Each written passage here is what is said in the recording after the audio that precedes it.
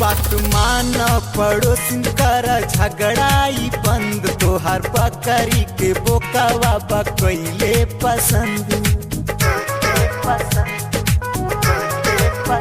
हो बात मान पड़ोसिन कर झगड़ाई बंद, तोहार बकरी के बोकावा बकैले पसंद। अरे कहिए से पड़ल बा फेरा में, कहिए से पड़ल बा फेरा में, आज ये कर तू चिंता छोड़ाई दहो, छोड़ाई दहो, छोड़ाई दहो।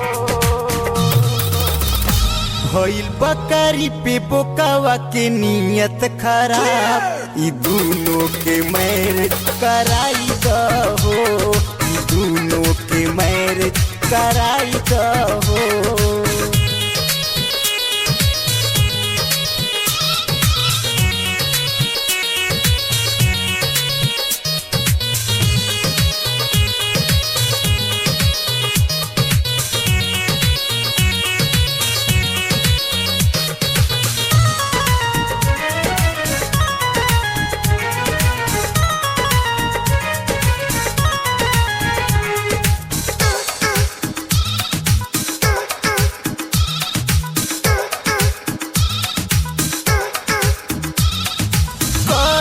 महीना से तोहरे बकरिया पे पुकवा भइल बा दीवाना, रहेला हरदम उदासल बकरवाई, छोड़ले बा क दिन से खाना।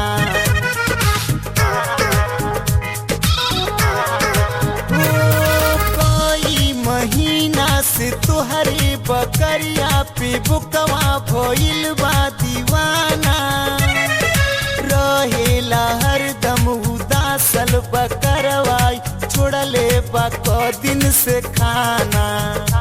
अरे आवे ना ऊ अपना डेरा में, आवे ना ऊ कबहू डेरा में, आज यह के परमिशन दिलाई दहो, दिलाई दहो, दिलाई दहो।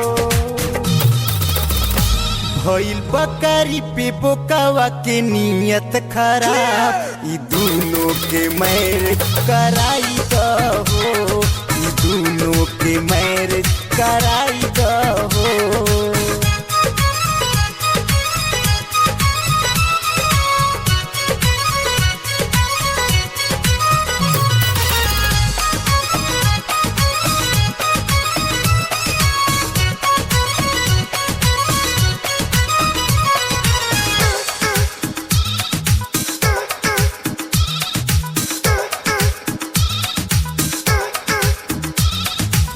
तनु मनाइला मानेला नाय करा धैले बकैसन बीमारी, डॉक्टर कहेलन कि ये करा कर जवा में धड़कन बढ़ल जाता भारी।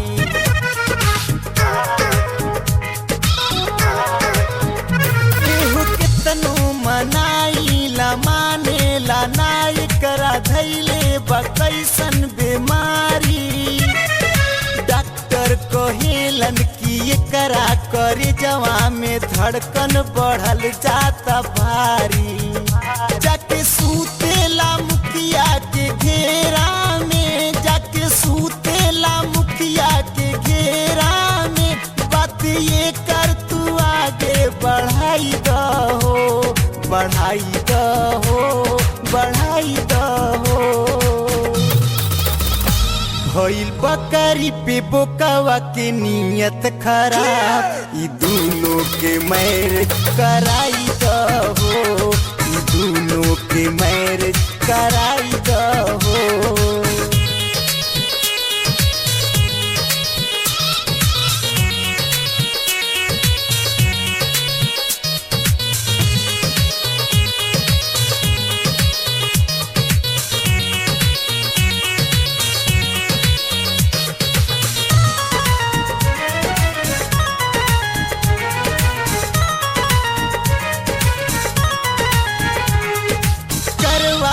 तू पंचनामा बुला लो, धर्मेंद्र भी दी है गवाही,